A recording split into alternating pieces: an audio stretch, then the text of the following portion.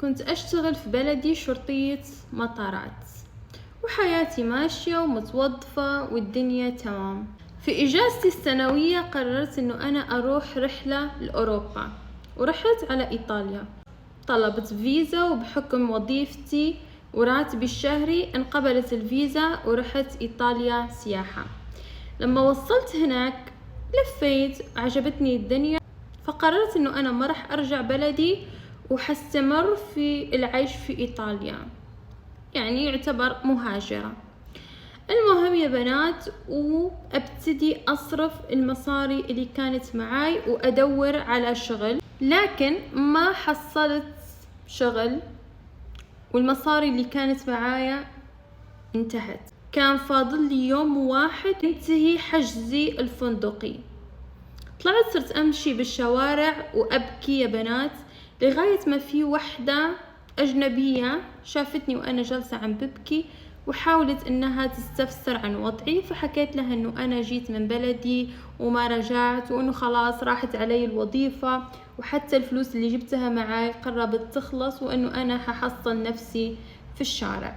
قدمت لي المساعدة هذه الأجنبية، وودتني إلى أحد الجمعيات اللي يتكفلوا ويساعدوا المهاجرين. ما رحت الجمعية المسؤولة هناك، عطتني غرفة وسرير وعطتني أكل، وحكت لي إنه مسموح لك تجلسي هنا لمدة 3 أشهر. بعد ال3 أشهر ما تنقضي دبري حالك. ابتديت أدور على شغل، يوم 2 3 شهر 2 3 وتنقضي مدة ال3 أشهر، وما حصلت أي عمل. كل ما أروح لمكان عشان أشتغل يحكوا لي نفس الكلمة، إنه إحنا ما نقدر نشغل مهاجرين، وإنه لازم عشان تشتغلي يكون عندك إقامة داخل البلد، وأنا ما عندي إقامة. آخر يوم قبل ما تنقضي مدة 3 أشهر جات عندي الحرمة المسؤولة على الجمعية، وحكيت لها ناوية تطلع، يعني لقيتي شغل وكذا. فحكيت لها إنه أنا ما حصلت شغل وما أدري وين أروح. فحكيت لي إنه أنا كذا كذا بكرة لازم أطلع من الجمعية، وإنه هم ما راح يستقبلوني أكتر من كذا.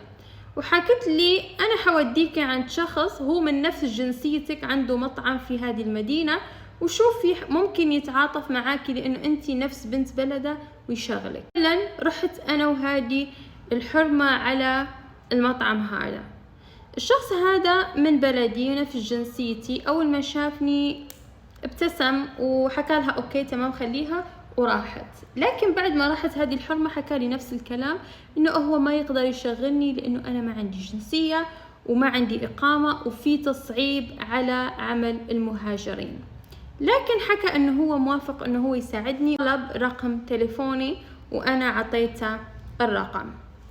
بعد ما عطيته الرقم رجعت لغرفتي، وعلى طول يجيني اتصال منه وصار يتواصل معي ويكلمني. شي حكاه انه انا شكلي كتير حلو وما بيبين علي انه انا مهاجرة. وانا ابتديت اتكلم معاه واحكي له واتكلم انه انا ندمت انه انا تركت بلدي، وانه غلطة عمري اني انا تركت وظيفتي وجيت على اوروبا. الحلم اللي باعوا لي اياه في بلدي انه اوروبا هي جنة الله على ارضها. بعد كلام طويل حكيت له انه انا لازم اطلع من الجمعية، وترجيته عشان يشغلني لانه لو ما شغلني هحصل نفسي في الشارع.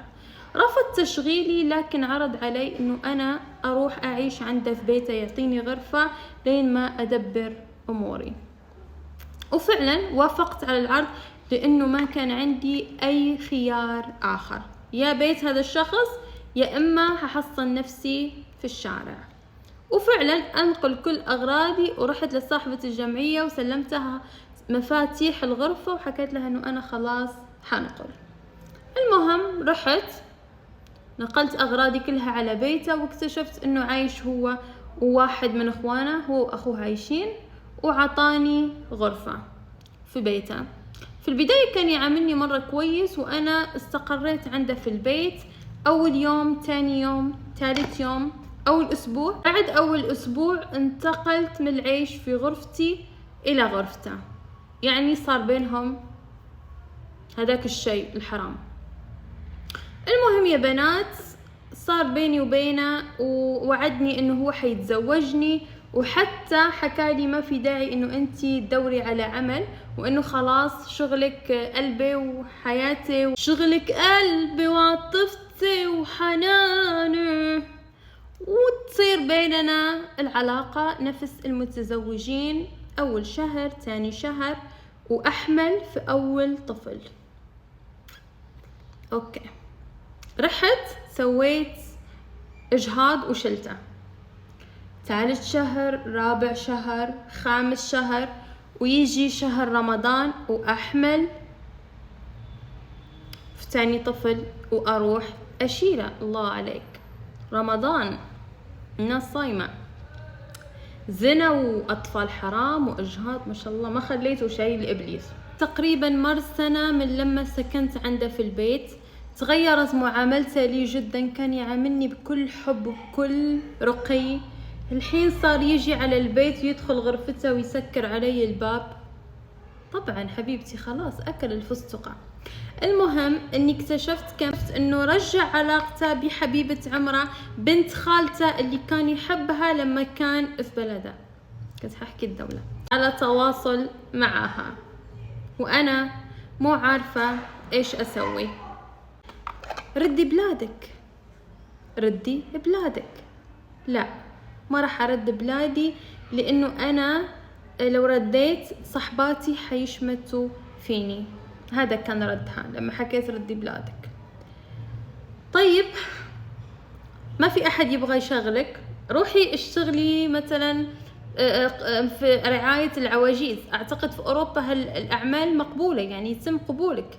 انتي ايش العمل اللي انتي جالسة تدوري عليه؟ خلاص ترى ضيعتي كل شيء، خسرتي كل شيء، وظيفتك، شرفك، دينك، كل شيء كل شيء، ما بقالك شيء الحين ابدا.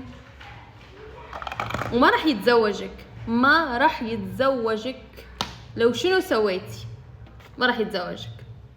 لدرجة يا بنات انه هو نفسه يحكي لها انه انت ما راح تسوي شيء، انت فاشلة.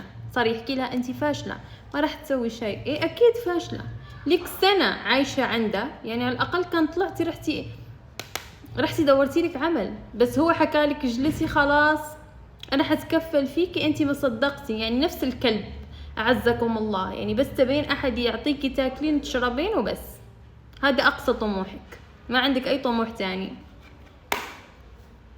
يعني ما ادري ايش احكي. اتركوا تعليقاتكم للاخت.